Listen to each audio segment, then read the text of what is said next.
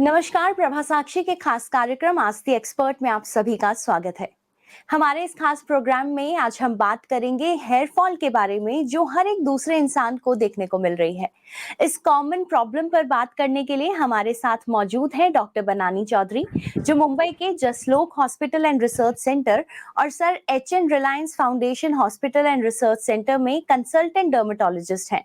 उनके पास geriatric care और एटॉपिक डर्मेटाइटिस में 15 सालों का एक्सपीरियंस भी है। नमस्कार doctor, welcome to our show. Good afternoon everyone. नमस्कार जी, आज हम हेयर फॉल के बारे में बात कर रहे हैं। तो आज का जो प्रॉब्लम है ये बहुत कॉमन होता जा रहा है, काफी लोगों को ये समस्या से ये लोग जूझ रहे हैं। तो सबसे पहले हमारे व्यूअर्स के लिए मैं ये क्वेश्चन पूछना चाहूंगी कि बालों के झड़ने का कारण क्या है, और क्या सभी हेयर फॉल जो हम देखते हैं वो एक ही तरह के होते हैं? नहीं, एक्चुअली हेयर फॉल बहुत कॉमन हो गया है। एज यू सेड, आपने बताया अभी, हेयर फॉल राइट फ्रॉम 15-14, मतलब जो प्यूबर्टल एज ग्रुप में पहला जो उनको पीरियड स्टार्ट होता है, और boys when they start their puberty, उसी एज से स्टार्ट होके फिर 60-70 तक हेयर फॉल होते हैं। ऑल डिफरेंट एज ग्रुप में होता है। और ये जो नॉर्मल हेयर फॉल होते हैं, in fact sometimes abnormal hair fall बच्चों में भी बहुत आता है। Less than 10 years, less than 8 years and less than 5 years also बच्चों को कभी कभी हेयर फॉल होता है, बट वो प्रॉपर स्किन डिजीज होके स्कैल्प में प्रॉब्लम होने की वजह से हेयर फॉल होता है। बट जैसे नॉर्मल लोग आते हैं हेयर फॉल के लिए, तो कारण उनके बहुत अलग अलग है। जैसे अगर प्यूबर्टल एज में आते हैं 14, 16, 15, 16, 17 टिल 20 तक, उनका मेन कॉज है डैंड्रफ। लोगों को लगता है मुझे डैंड्रफ हो रहा है, इट्स ओके, मैं एंटी डैंड्रफ शैम्पू स्टार्ट करेंगे और ये प्रॉब्लम सॉल्व हो जाएगा। But in spite of not using anti dandruff shampoo, in spite of using anti dandruff shampoo also, उनको लगता है कि मेरा डैंड्रफ नहीं जा रहा है और hair fall, low grade hair fall होता रहता है। एंड देन सडनली उनको हेयर थिनिंग दिखता है, बॉयज को स्पेसिफिकली फ्रंट से थिनिंग। फिर मिडिल एज में हेयर फॉल का कारण मोस्टली डेफिशिएंसीज होते हैं, B12, D3, iron, thyroid issues. और लेट एज में 60s एंड 50s में हेयर फॉल होते हैं। एक तो है एज रिलेटेड हेयर थिनिंग होता है, बिकॉज एज के साथ आपका रीजनरेशन पावर इतना नहीं होता है, तो आपको जो हेयर शेडिंग होता है तो वो रीग्रो नहीं होता है। और लास्टली अगेन एक्सट्रीम जैसे 50, 60s और 70s में फीमेल को मेनोपॉजल हेयर लॉस होता है, और मेन को mostly diabetics and hypertensive patients को again there is a condition called seborrhoeic dermatitis. वो एक अगेन स्कैल्प का ही प्रॉब्लम है, उनके वजह से भी हेयर फॉल होता है। I am not talking about hair thinning here. Hair thinning जो मेल पैटर्न बॉल्डनेस है वो इंडिविजुअल डिफरेंट प्रॉब्लम है। आई एम सेइंग, अभी मैं इन जनरल हेयर लॉस के बारे में बोल रही हूँ। सो न्यूट्रिशनल, फंगस, डैंड्रफ जो बोलते हैं, और स्कैल्प रिलेटेड इश्यूज की वजह से इन जनरल हेयर फॉल होता है। और लास्ट नॉट द लीस्ट, जब ये कोई भी डिजीज हो जिसमें लॉन्ग टर्म फीवर हो, जैसे dengue, malaria, typhoid and Covid, okay, ये तीनों या 3 और 4 डिजीज में क्या होता है, बहुत लॉन्ग हाई ग्रेड फीवर होता है। तो उसके 3 महीने के बाद एक्चुअली हेयर फॉल होता है, 2-3 महीने के बाद, बिकॉज जो हमारे बॉडी में इन्फ्लेमेशन हो जाता है, वो इन्फ्लेमेशन इमीडिएटली ये हेयर तक नहीं आता है, ये 2-3 महीने के बाद। So people cannot correlate, people, लोगों को पता नहीं चलता है मुझे 2-3 महीना पहले फीवर हुआ था, क्यों हेयर फॉल अभी हो रहा है। तो अगेन हम लोग पूछते हैं कि 2-3 महीना पहले आपको हेयर फीवर हुआ था, तो आपको 2-3 महीने के बाद ही हेयर फॉल होगा, अगर वो फीवर आपको पहले हुआ था। सो ये भी बहुत एक इम्पोर्टेंट कॉज है और बहुत कॉमन कॉज है। कॉमन कॉज है। तो ये वाले जो हेयर फॉल होता है, इसमें क्या मतलब आपका ग्रे हेयर होने का भी चांसेस ज्यादा बढ़ जाता है, जैसे 2-3 महीने बाद आपका हो रहा है हेयर फॉल भी अगर इसमें? किसी को हेयर फॉल ग्रेइंग के साथ होता है, एंड मोस्टली ग्रेइंग के साथ नहीं होता है। Greying again some people do not complain of hair fall, लेकिन ग्रे हेयर के साथ आते हैं। Grey hair in young age, उनको हम लोग अगेन न्यूट्रिशनल हिस्ट्री लेते हैं, B12, D3, iron, nutritional of course, and thyroid. ये these are the most important causes of hair greying in premature greying. Premature greying जो 25 के पहले होता है, 25 इयर्स के पहले होता है। और after 25 greying is absolutely normal. क्योंकि ओके 25 के बाद हमारे बॉडी में जो एजिंग प्रोसेस स्टार्ट होता है उसमें ग्रेइंग स्टार्ट होता है। जी अगर 25 इयर्स के बाद जो ग्रेइंग होता है वो नेचुरल होता है, और नेचुरल 25 इयर्स के पहले जो ग्रेइंग होता है दैट इज प्रीमेच्योर ग्रेइंग, तो उनको हम लोग ट्रीटमेंट करते हैं। उसका करते हैं। ओके, तो इसको हम क्या रिवर्स कर सकते हैं? बालों के झड़ने को ठीक किया जा सकता है क्या किसी तरह से? Absolutely. So, graying is not reversible, but hair hmm fall and hair shedding is reversible. क्योंकि अगर हम्म हमें अगर वो कारण पता चले किसके वजह से हो रहा है, अगर आपको फीवर है तो मैं काउंसलिंग करती हूँ कि आपको फीवर की वजह से हेयर फॉल हुआ है। अभी हमें क्या करना है, वो तो फीवर होके आपको निकल भी गया बॉडी से, जी इन्फ्लेमेशन आपके बॉडी जी से निकल गया, तो हम लोग अभी आपके स्कैल्प का केयर करेंगे। हम लोग मैं आपको मेडिकेटेड शैम्पूज दूंगी पेशेंट को। आई काउंसिल कि आपको शैम्पूज चेंज करेंगे, आपको रेगुलर हेयर वॉश करना है। क्योंकि लोगों को क्या होता है ना, जब भी हेयर शेडिंग होता है, फॉल होता है, हम्म वो शैम्पू करना बंद कर देते हैं थिंकिंग दैट इतना बिल्कुल शेडिंग हो रहा है। तो हम्म माई फर्स्ट एडवाइस, मैं आपको एक अच्छा माइल्ड शैम्पू दूंगी, लेकिन आपको अच्छा 3 to 4 times a week shampoo करना है। ओके तो स्कैल्प को अच्छी तरह से बाल को धोना है, क्योंकि शैम्पू से जैसे हम लोग नहाते हैं, साबुन से नहाते हैं तो हमारी बॉडी हम्म क्लीन होता है, अगेन हम्म शैम्पू से हमारे स्कैल्प क्लीन होता है। और scalp clean clean skin, clean scalp बहुत हम्म जरूरी है हेयर को स्ट्रॉन्ग करने के लिए। तो हम लोग ओके शैम्पू देते हैं हफ्ते में 3 to 4 टाइम्स यूज करने के लिए। मैं फिर हेयर रूट्स को स्ट्रॉन्ग करने के लिए पेप्टाइड्स देते हैं, नेचुरल देते हैं अगेन, क्योंकि जी जो फीवर रिलेटेड हो, कोविड रिलेटेड हो, टाइफॉइड हो, डेंगू हो, ये अपने आप हम्म रिजॉल्व होता है जो हेयर फॉल होता है। Hmm but only thing hmm is that हम लोग पेशेंट्स कभी कभी क्या होता है, रीजनरेशन 100% रिकवरी नहीं होता है। शेडिंग जी तो बंद हो जाएगा, बट इन पेशेंट में फील कि मुझे यहाँ पे बाल नहीं आया है, मतलब इधर से बाल कम हो गया है, हम्म वो जो हम्म एपिसोड मेरा हम्म होता है। तो हम लोग वो हम्म नेचुरल पेप्टाइड देते हैं और ये टोटली रिवर्स हो जाता है।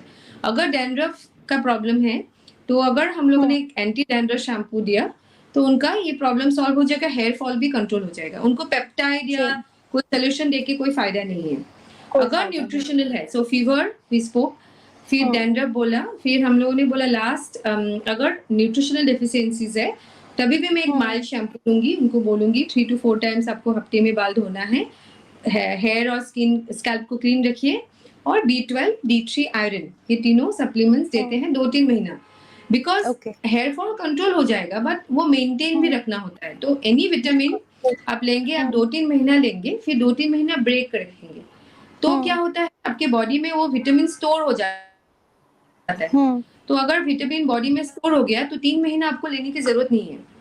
तो ओके 3 महीना, 2-3 महीना लिया, 2-3 महीना आपने ब्रेक दिया। अगर आपका डेफिशिएंसी होता रहता है, क्योंकि आप सपोज आप वेजिटेरियन है, एग्स नहीं खाते, तो आपका B12 डेफिशिएंसी रहेगा। तो every 6 hmm months you take it, 2-3 months like that, you know. Okay so और थायराइड इशू है तो थायराइड कंट्रोल करने से ही हेयर फॉल कंट्रोल हो जाता है। अगर हम्म वो हेयर फॉल थिनिंग में जाता है, सपोज हम्म यहाँ पे बॉल्नेस आ रहा है, फीमेल को भी बॉल्नेस होता है पार्टिंग लाइन पे, मैन को साइड में होता है, तो देयर इज मिनॉक्सिडिल, एक सोल्यूशन आता है, वो मेडिकेटेड लोशन होता है। So then okay we apply, ask them to apply on the affected area, और रीग्रो वापस होता है, hair okay grows fully. Hmm तो जो मेल और फीमेल में जो बालों के झड़ने का रीजन होता है, तो क्या वो अलग-अलग होता है और मतलब अलग-अलग क्यों हो सकता है वो कारण? मेन नो, उनका टेस्टोस्टेरोन लेवल हाई रहता है। Suppose hmm you check testosterone, even females we also have testosterone, हमारे हम्म 300-400 के रेंज में होता है, मेन को थाउजेंड्स में होता है। तो हम्म टेस्टोस्टेरोन जो मेल हार्मोन होता है, वो एक DHT करके एक हार्मोन तक कन्वर्ट होता है और हेयर के लेवल पे होता है। दिस हैपेंस जी at the level of hair. तो जिनको ये रेसेप्टर्स ज्यादा है उनको बॉल्नेस होता है, क्योंकि ओके रेसेप्टर कन्वर्ट करता है टेस्टोस्टेरोन को DHT तक। सो किसी किसी हम्म को, सम बॉयज, अगर आपने देखा कोई 60s में भी अच्छे बाल होते हैं, क्योंकि उनके रेसेप्टर्स करेक्ट कम रहते हैं इधर, हम्म राइट। हम्म और किसी किसी को 20s में भी थिनिंग होता है, बिकॉज उनको हम्म रेसेप्टर्स ज्यादा है। तो रिसेप्टर्स ये होता है जेनेटिक्स, हाँ जेनेटिक्स होते हैं। अगर आपके फादर या आपके मैटरनल अंकल उनको हम्म थिनिंग होता है, तो you inherit that tendency of having more receptors. यहाँ पे रेसेप्टर ज्यादा होगा, I am talking about men. हाँ, तो यहाँ हम्म पे रेसेप्टर ज्यादा होता है, तो उनको नेचुरल थिनिंग होने का चांस ज्यादा होता है, तो दे हम्म कम टू डॉक्टर्स क्योंकि थिनिंग इतना ज्यादा हो रहा है, तो हम लोग ट्रीट करते हैं and that is also treatable. हम लोग प्रिवेंट कर सकते हैं क्योंकि मेन ना थिनिंग 8 स्टेजेस में होता है। Grade 1 2 3 4 5 6 7 it's a long process. अगर हम लोगों ने उनको ग्रेड 2 में आइडेंटिफाई किया, हम लोग ग्रेड 2 से 1 तक लेके आ सकते हैं।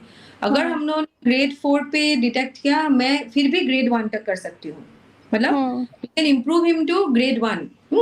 सो मैन इसके लिए early detection is very important. Early detection करना बहुत जरूरी होता है because in medical management everything can come back your thinning. Female को क्या होता है, डीएचटी रिसेप्टर्स होते हैं बट कम होते हैं, बहुत कम होते हैं। और अगेन जेनेटिकली अगर प्रोन है तो again you inherit from your mother parents. Maternal history बहुत स्ट्रांग होता है, both men and women. Maternal side से अगर थिनिंग होता है rather than father also, mothers के साइड से अगर होता है तो थिनिंग बहुत ज्यादा होता है। ओके। फिर फीमेल को डीएचटी रिसेप्टर्स बोला, फिर पॉलीसिस्टिक ओवेरियन सिंड्रोम करके एक हार्मोन प्रॉब्लम होता है उनको, उनके साथ इस प्रॉब्लम के साथ भी हेयर थिनिंग होता है। लास्टली मेनोपॉजल, जब हमारे एस्ट्रोजन लेवल बॉडी में कम हो जाता है तो मेल हार्मोन थोड़ा ऊपर आ जाता है, तो फीमेल हार्मोन थोड़ा कम हो जाता है, तो भी आपको थिनिंग स्टार्ट होता है। थिनिंग होने सो का प्रॉब्लम पॉलीसिस्टिक, हाँ राइट, पॉलीसिस्टिक ओवेरियन सिंड्रोम, फिर मेनोपॉजल, ये हमारे हार्मोन्स और मेल हार्मोन्स आर डिफरेंट। हाँ, इसके वजह से डिफरेंट पैटर्न होता है। ठीक है। तो अगर ये वाला रीजन, एक तो आपने कहा कि हार्मोनल चेंजेस के कारण भी ये हो सकता है, उसके अलावा बहुत बार ऐसा होता है कि मौसम बदला तो भी बाल झड़ने लगते हैं, तो मौसमी जो बाल झड़ना है वो क्या सही होता है, और कौन से मौसम में सबसे ज्यादा बाल झड़ते हैं? क्योंकि यूजुअली देखा जाता है कि ड्राई एयर जब चलती है तो लोगों को ज्यादा ऐसा प्रॉब्लम देखने को मिलता है। सी एक्चुअली सीजन चेंज के साथ ना हमारे स्कैल्प में डिफरेंसेस होते हैं। स्कैल्प कभी-कभी actually season as well as how much you sweat on your scalp. Monsoon में in general we see more patients. किसी-किसी को तो ऐसे भी नॉर्मल सीजन में भी हेयर फॉल हो सकते हैं, लेकिन मॉनसून में लोग ज्यादा हेयर फॉल कंसर्न लेके आते हैं डॉक्टर के पास, क्योंकि एक तो है मॉइस्चर, ह्यूमिडिटी भी हाई रहता है और moisture accumulation on your scalp. यहाँ पे स्वेट एक्यूमुलेशन ज्यादा होता है स्कैल्प में। जब भी स्वेट एक्यूमुलेशन ज्यादा होगा हमारे स्कैल्प वेट रहेगा। और सीजन तो है एक अलग है, बट कोई लोग नॉर्मल लोगों से ज्यादा पर्सपिरेशन करते हैं और जिम जाते हैं, एक्सरसाइज करते हैं, उनका round through out the season उनको हेयर फॉल हो सकता है अगर दे डू नॉट एड्रेस। नॉर्मल लोगों को, जैसे कोई एक्सरसाइज नहीं करते हैं और जैसे normal day to day activity जिनका ज्यादा पर्सपिरेशन नहीं हो, मॉनसून में हमेशा हेयर फॉल ज्यादा होता है। It is related to more oil production and sweat production on our scalp. तो उनका भी रेमेडी एकदम सिंपल है, wash your hair more often. अगर आप डेली जिम जा रहे हैं, डेली शैम्पू कीजिए। ऑफ कोर्स शैम्पू आपको करेक्ट शैम्पू लेना पड़ेगा। If you use harsh shampoo, आपने हार्श शैम्पू लिया तो आपका हेयर ड्राई हो जाएगा। हाँ, अगर सल्फेट, केमिकल बेस्ड सल्फेट वाला शैम्पूज यूज किया तो बहुत ड्राई हो जाएगा। तो सल्फेट फ्री शैम्पू से आप डेली बाल धो सकते हैं। कभी-कभी आपको लगा तो एक एंटी डैंड्रफ शैम्पू हफ्ते में एक बार आप स्कैल्प वॉश कर सकते हैं, उससे आप सिर्फ स्कैल्प को क्लीन कर सकते हैं, बालों को धोने की जरूरत नहीं है। तो you know these things are very important. So season is mostly monsoon में ज्यादा होता है। ओके। जैसे आपने कहा कि अपनी जो भी आपकी हेयर क्वालिटी है या जो हेयर प्रॉब्लम है उसके हिसाब से हम शैम्पू या कंडीशनर चूज कर सकते हैं, लेकिन क्या अगर कोई कंडीशनर में किसी को लग रहा है या शैम्पू की वजह से अगर किसी को कोई प्रॉब्लम लग रही है, तो क्या उसको चेंज करने से ये हेयर फॉल की प्रॉब्लम रुकती है, या इससे कोई ये मिथ ही है, हम लोगों को इससे कोई फर्क नहीं पड़ता जब तक हम उसके प्रॉब्लम पे काम ना करें? करेक्ट। देखिए, अगर आपको स्कैल्प में कोई प्रॉब्लम नहीं हो ना, एक पेशेंट आते हैं तो मैं एग्जामिन करती हूँ उनके हेयर टेक्सचर एंड उनका स्कैल्प। सो अगर हम लोगों ने स्कैल्प का प्रॉब्लम रूल आउट किया, सपोज उनको स्कैल्प में प्रॉब्लम नहीं है, अगर उनका टेक्सचर प्रॉब्लम है, हेयर ब्रेकेज है, उनका hair breaks at the level of यहाँ पे पीछे से, मतलब नॉट ऑन द स्कैल्प, पूरा फुल लेंथ नहीं आता है, that of course a doctor can identify. अगर आप उनका सिर्फ हेयर का प्रॉब्लम है, नॉट स्कैल्प, देन शैम्पूज हम लोग चेंज करते हैं। Because then as I said ना, बिकॉज सम शैम्पूज, किसी शैम्पू से बहुत ड्राई होता है और हेयर ब्रेक होता है, बिकॉज हेयर का भी लेयर्स होता है, जो अगर देखेंगे हेयर इज वेरी थिन, लेकिन उसका भी एक पूरा प्रॉपर कॉर्टेक्स होता है, मेडुला होता है, प्रॉपर लेयर होता है हेयर के ऊपर, कोटिंग, वो कोटिंग अगर ब्रेक हो गया तो अगर इनकरेक्ट शैम्पू के वजह से वो हम लोग माइक्रोस्कोप से देखते हैं, और तभी वो प्रॉब्लम है तो हम लोग सल्फेट फ्री शैम्पूज देते हैं। सल्फेट फ्री शैम्पू से भी में भी बहुत डिफरेंट वेराइटीज होते हैं।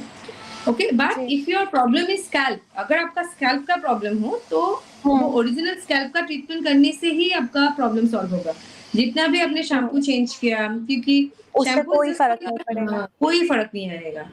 तो you have to find out अगर हेयर का प्रॉब्लम है कि स्कैल्प का प्रॉब्लम है। स्कैल्प का प्रॉब्लम है, ठीक है। और ऐसा भी होता है ना डॉक्टर कि हम यूजुअली बचपन से सुनते आ रहे हैं कि ऑयलिंग करो अच्छे से बाल मजबूत होंगे, तो ये भी कितना सही है? ऑयलिंग करना चाहिए या करना भी चाहिए तो कितने समय तक करना चाहिए? Over a period of time आप रात को लगा के सोए, 2 घंटे के लिए लगाएं, एक क्या एक्यूरेट टाइम होना चाहिए? Right, I am very happy आपने मुझे ये क्वेश्चन पूछा, because that way people will also know. Oil actually if you ask me, oil क्या होता है ना, वो हाई मॉलिक्यूलर वेट होता है। If you see the composition, any oil, coconut oil, almond oil, onion oil, उसमें high molecular weight रहता है। इफ यू आपने अगर अपने हेयर पे लगाया और स्कैल्प पे भी लगाया तो हेयर पे वो कोटिंग बनाता है, तो अच्छा होता है हेयर के लिए, बिकॉज हेयर में वो कंडीशनिंग इफेक्ट देता है, बिकॉज हेयर को स्मूथ हेयर के जो करेगा। ऊपर के लेयर, हाँ, ड्राई लेयर को वो कंडीशन जैसा करता है, इसको स्ट्रॉन्ग करता है। करेक्ट। बट सेम ऑयल अगर आपने स्कैल्प पे भी लगा के मसाज किया, जी। सो 30 मिनट्स तक इट्स ओके। बियॉन्ड 30 मिनट्स उसमें स्कैल्प पे लेयर बनाना स्टार्ट करते हैं और डैंड्रफ एंड ऑयल प्रोडक्शन बढ़ता है। So no oil on your scalp overnight. Oil on your hair is fine any time, 1 hour, 2 hours, 3 hours, और overnight on your hair is also fine, as long as आपके scalp touch नहीं हो, क्योंकि overnight आपका oil अगर scalp पे रह गया तो आपके oil production on dandruff and वो तो अलग बात है, लेकिन आपके वो ऑयल ना एक हेयर फॉलिकल के अराउंड एक कोटिंग करता है जो उसके एंड होते हैं, और ये हेयर के एंड्स को लूज करता है। तो नेक्स्ट डे आप अगर शैम्पू करेंगे देखेंगे आपने बहुत सारे हेयर लॉस होता है। हेयर फॉल, हाँ आपने जी, अगर जी। ओवरनाइट ऑयल स्कैल्प पे लगाया, ओके। तो अगर if you ask me 30 minutes before hair wash अपने हेयर पे लगाया, that is okay, enough. 30 minutes हमारे हेयर पे एनफ होता है, बट ओवरनाइट भी रख सकते हैं, ऐसा कुछ है नहीं। लेकिन 30 मिनट हेयर वॉश के पहले अपने हेयर पे ऑयल लगाया, एनी ऑयल, दैट इज जी। Enough for our hair health. But that 30 minutes also I would not say you do not need on your scalp, because हमारे स्कैल्प में इतने oil glands रहते हैं, और ऑयल ऑलरेडी है। Gland से हमारे, हाँ, ऑलरेडी ऑयल ग्लैंड्स है, तो हमारे ऑयल स्कैल्प को अच्छी तरह से ऑयल रहता है। तो जो natural oil is enough for our scalp. और हेयर में कभी कभी बिकॉज हम लोग बाहर जाते हैं, धूप में जाते हैं, हमारी डस्ट यहाँ पे सेटल होता है, तो यू नो ऑयल आप बिल्कुल। हेयर पे लगा सकते हैं, बट हाँ, और 30 मिनट्स इज एनफ, 30 मिनट। जी, ठीक है। एक तो आपने ये बहुत बड़ा मिथ हम लोगों का क्लियर किया कि ऑयल ज़्यादा देर लगा के नहीं रखना चाहिए। दूसरी और भी हम लोग घर में सुनते हैं, दादी-नानी कहा करती थी कि बालों को गूँथ के रखो, तेल लगा के चोटी बना के रखो तो बाल कम झड़ेंगे। तो ये भी सच होता है कि ये भी एक मिथ ही है कि पहले से हम सुनते आ रहे हैं सिर्फ? नहीं, आप हेयर के कोई भी स्टाइल कर सकते हैं। आप हेयर को बांध के रख सकते हैं, खोल के रख सकते हैं, लेकिन एज लॉन्ग एज आप ऑयल ओवरनाइट स्कैल्प में नहीं रखें, यू आर फाइन। आप हेयर पे लगा के आप ब्रेड बना सकते हैं, रात को कोई भी हेयर स्टाइल कर सकते हैं। तो hair style and hair fall is not related, connected नहीं। ओके। नो कनेक्शन नहीं है इसमें। कोई नहीं। जी, जी। और एक चीज़ और है, बाल झड़ने पे अक्सर हम लोग सुनते हैं लोगों से कि बाल कटवा लीजिए, आप बाल ट्रिम कराइए तो शायद हेयर फॉल कम हो जाएगा। तो इससे सच में मदद मिलती है हेयर फॉल रोकने में? नहीं, नहीं, एक्चुअली उसमें रिलेशन कुछ है नहीं, लेकिन अगर आपके बाल हेयर शॉर्ट हो तो देन यू नो, अगर मैंने पेशेंट को बोला आप हेयर शैम्पू रोज कीजिए आपके हेयर, जी। क्योंकि क्लेंस करना बहुत जरूरी है, तो मे बी पेशेंट को अच्छा लगता है कि यू नो बॉयज अगर if you see they shampoo their hair mostly every day, क्योंकि उनके शॉर्ट हेयर है, ड्राई हो जाता है उनका। जी। फीमेल को प्रॉब्लम होता है लेंथ की वजह से, दैट अगर पेशेंट को लगे कि लेंथ हेयर शॉर्ट करने से उनको प्रॉब्लम, ये आपका शैम्पू करने का इशू कम रहता है, प्रॉब्लम कम होगा, then they cut. But it is not related, hair cutting करने से, हेयर कट करने से हेयर फॉल कम होगा, this is not related, because everything is in your scalp, ये स्कैल्प का इशू है। सब। ऐसा भी नहीं है कि जो न्यूट्रिएंट्स हम बालों को दे रहे हैं वो छोटे अगर बाल होंगे तो वो पूरे बालों तक जाएँगे, ऐसा कुछ कनेक्शन नो, नहीं है? No, no, not at all.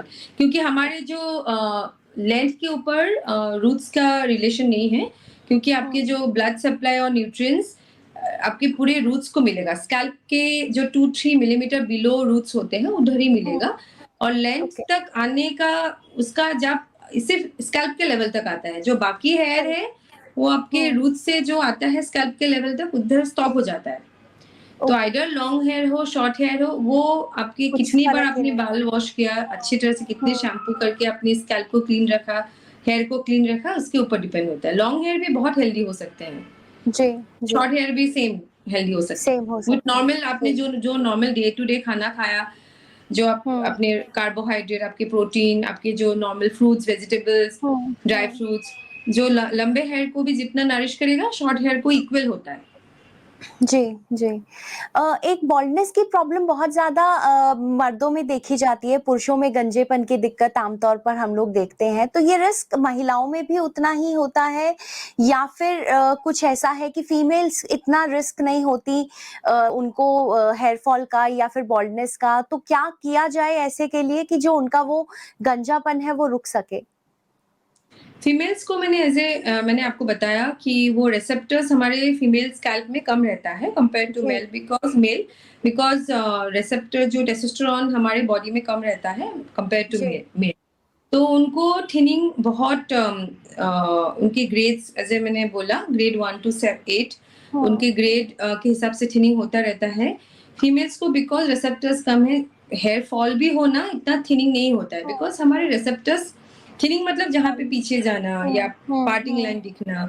Overall आप देखेंगे आपके पोनीटेल वॉल्यूम कम हो रहा है जी, बिकॉज़ आपका हेयर शेडिंग हो रहा है, लेकिन थिनिंग ऐसे बॉल्ड पैचेस फीमेल में कम दिखता है वो बिकॉज़ नहीं होगा। हुँ, हमारे स्कैल्प में वो रिसेप्टर्स कम है।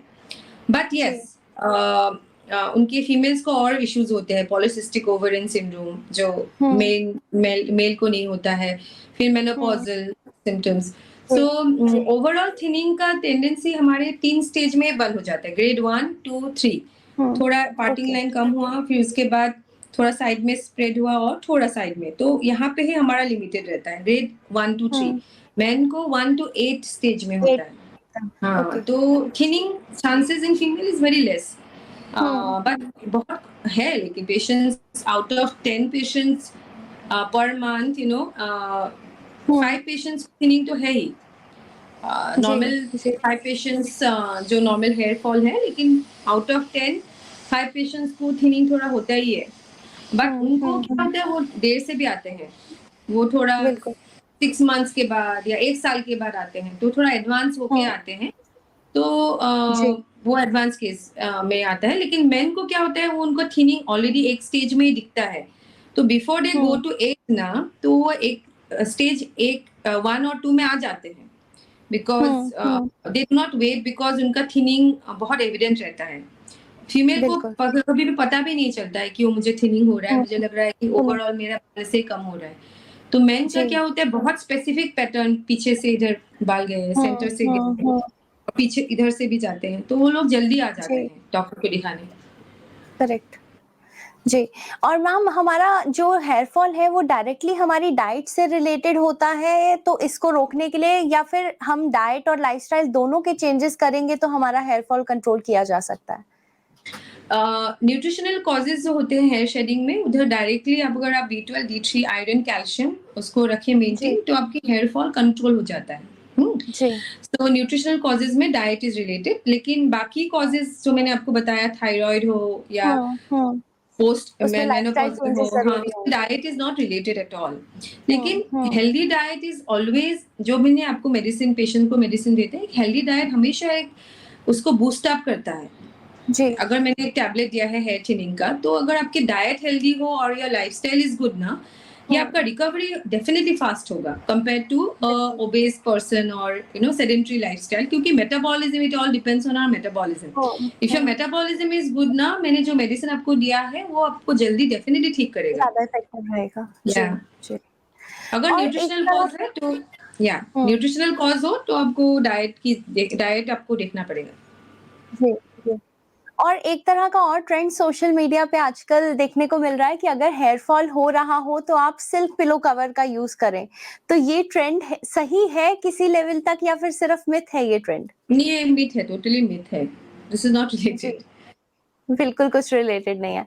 और बहुत सारे लोग ऐसा भी करते हैं कि कंघी ज़्यादा नहीं करते या ब्रश बालों में ज़्यादा नहीं करते, कहते हैं इससे बाल झड़ते हैं। तो ये भी सही है या कंघी करने से ऐसा कुछ कनेक्शन ही नहीं है बाल झड़ने का? देखिए actually it depends on how dry your hair is, क्योंकि हुँ, ड्राई हेयर में आप बार बार ये कंघी करेंगे तो आपके हेयर ब्रेक होते हैं। अगर जी। आपने कंडीशन किया आपके हेयर में, आपने लिव ऑन सीरम हुँ, लगाए और हेयर इज सॉफ्ट, आप जितने भी बार कंघी कर सकते हैं, ऐसा कुछ है नहीं। लेकिन अगर आपके ड्राई हेयर हो, आपने बहुत जोर से कंघी किया और बहुत फाइन हुँ, टूथेड कोम्ब से अपने किया। बाल हुँ, हेयर ब्रश किया तो डेफिनेटली हेयर फॉल होगा, हेयर बिकॉज फॉल हेयर होगा। ब्रेक होगा, राइट? तो हुँ, उसमें हुँ, आपकी डिपेंडिंग ऑन योर हेयर कि कैसा क्वालिटी है आपके हेयर, ड्राई है हुँ, और आपके हेयर सॉफ्ट है, उसके ऊपर होता है what type of um, comb you are using. बहुत हुँ, फाइन टूथेड कोम या ब्रॉड टूथेड कोम आप यूज करें, ब्रॉड टूथेड कोम्स आर जी। Always good. हुँ। और एक चीज़ और है मैम, आजकल हेयर ट्रीटमेंट बहुत सारे लोग करवाते हैं। तो क्या हेयर ट्रीटमेंट से हमारे बाल कमज़ोर होते हैं? और अगर ऐसा होता है तो कौन से ट्रीटमेंट जो हैं वो करवाने वालों के लिए सेफ होंगे? देखिए हेयर ट्रीटमेंट्स, अगर जो भी आपने ट्रीटमेंट किया, अगर आपके स्कैल्प टच नहीं होना, जो प्रोडक्ट लगाते हैं, जी, जी। सो जो प्रोडक्ट आप हेयर स्टाइलिंग के लिए करते हैं, हुँ, प्रोटीन ट्रीटमेंट करते हैं, एज लॉन्ग एज आपकी जी, स्कैल्प टच नहीं हो, अगर हुँ, हेयर स्टाइलिस्ट अच्छा है तो वो स्कैल्प को टच नहीं करेंगे, आपके हेयर पे हुँ, लगाएंगे। तो हेयर पे जी, कोई भी स्मूथनिंग ट्रीटमेंट हो, कोई भी प्रोटीन ट्रीटमेंट हो, इट विल बी फाइन। हाँ, तो आपके हुँ, बिकॉज ये आपके डेड पार्ट्स होते हैं। हाँ, हुँ, रूट्स आपके 2 से 2 टू 3 मिलीमीटर बिलो स्कैल्प रहते हैं। तो जी, स्कैल्प में अगर टच नहीं हुआ है, कोई भी हेयर ट्रीटमेंट आप कर सकते हैं, हुँ, एक्सेप्ट रिबॉन्डिंग जो करते हैं, रिबॉन्डिंग में वो हुँ, ब्रेक करते हैं, उसका सल्फाइड जो बॉन्ड होता है वो ब्रेक करते हैं। लेकिन जो ओके, आजकल प्रोटीन, केराटिन या केराटिन सिस्टीन है। ट्रीटमेंट्स हुँ, करते हैं, उसमें वो हेयर जी, बॉन्ड ब्रेक नहीं होता है। तो ओके, अगर if your stylist is not using a product on your scalp, वो आप बहुत ध्यान से हुँ, आपके हेयर पे लगा रहे हैं, it is not going to um, harm your hair, okay. It is good. तो जी, जी। तो इस तरीके से तो फिर जैसे हेयर कलर हम लोग करते हैं, वो स्कैल्प पे या हम रूट्स पे डायरेक्टली अप्लाई करते हैं, तो वो भी करना सेफ नहीं है किसी हद तक? नहीं, it is not safe. Hair dye should be always on your hair. तो हुँ, बहुत लोगों को इसके लिए प्रॉब्लम भी होता है, कॉन्टैक्ट डर्मेटाइटिस होता है, जी, स्कैल्प पे टच हो, बिकॉज स्कैल्प में लगा मतलब आपके ब्लड सर्कुलेशन में गया, बिकॉज हुँ, स्कैल्प के एकदम जी, नीचे ही ब्लड है, ब्लड सर्कुलेशन। तो अगर ब्लड ओके, में गया तो it will go on your entire body, आपकी blood, because it keeps flowing in our body, right? तो राइट, यहाँ पे आपने कुछ कांटेक्ट किया, patient comes with face hmm, swollen सूजन होके आते हैं, बॉडी में पैचेस हुँ, होते हैं, because it is running on your entire body. So hair dye allergy बहुत सीरियस होता है। अगर हुँ, नॉर्मल लोगों को कोई प्रॉब्लम नहीं है तो अलग बात है, लेकिन कोई कोई सेंसिटिव लोगों को हेयर डाई बहुत बैड एलर्जी होता है। और जी, hair dye also, you know, I tell patients कि जितना लेस केमिकल हो उतना यूज कीजिए। हुँ, आजकल एमोनिया फ्री तो सब यूज करते हैं, लेकिन पीपीडी फ्री जो एक केमिकल है, पीपीडी करके, जी, पैराफिनाइल डायमाइन, उस वो फ्री हुँ, केमिकल फ्री, वो केमिकल फ्री भी आता है हेयर डाई। वो ओके, स्कैल्प पे भी लगेंगे, कोई प्रॉब्लम नहीं होगा, क्योंकि वो पीपीडी वो हर्बल होता है, मतलब ओके, नेचुरल कलर होते हैं, वो लास्ट जी, ओनली फॉर जी, 15 डेज, बट जी, उससे कोई प्रॉब्लम नहीं होगा। लेकिन हेयर कलर, अगर नॉर्मल हेयर कलर आपके स्कैल्प पे टच हुआ तो it is hmm, difficult at least कोई प्रॉब्लम। एलर्जी का नहीं रहेगा हम लोगों को रिस्क। राइट, जी, राइट। जी। एक चीज़ और थी कि आजकल जैसे स्टाइलिंग बहुत तरीके की लोग करते हैं अपने बालों के साथ, तो जो हीट प्रोटेक्टर आजकल हम अप्लाई करते हैं, उससे क्या हम स्टाइलिंग डैमेज को कंट्रोल कर सकते हैं? या तो heat protecting serum and lotions definitely are helpful, because again वो हेयर पे कोटिंग डालते हैं, वो जी, कोटिंग डाल के उसके ऊपर अपने आयरन लगाया या अपने हुँ, हीट कोई ब्लो ड्राई किया, तो वो हेयर के कॉर्टेक्स को, जो आउटर लेयर है, उसमें प्रॉब्लम नहीं करता है, मतलब इट इज वेरी जी, सेफ। जी, हीट प्रोटेक्टिंग जी, सीरम्स आर गुड। सेफ है। थैंक या यू सो मच डॉक्टर, आपने इतने सारे हमारे क्वेश्चंस का जो आंसर दिया है, मुझे इस बात की पूरी उम्मीद है कि इन सवालों से काफ़ी सारे व्यूअर्स को जो उनके हेयर फॉल से रिलेटेड मिथ थे या फिर जो क्वेश्चंस थे उनके मन में, उनका सवाल मिल गया होगा। अगर आपके भी मन में कोई और सवाल रह गया है तो नीचे कमेंट सेक्शन में आप उसे लिखकर हमसे पूछ सकते हैं। आज के लिए इतना ही, किसी और मुद्दे पर आपके साथ फिर से जुड़ेंगे आस्क द एक्सपर्ट की अगली कड़ी में। धन्यवाद। अगर आप भी लेना चाहते हैं देश दुनिया की तमाम जानकारी तो आज ही सब्सक्राइब करें हमारे चैनल को। साथ ही नीचे दिए बेल आइकन को जरूर दबाएं ताकि हर अपडेट आप तक पहुंच सके।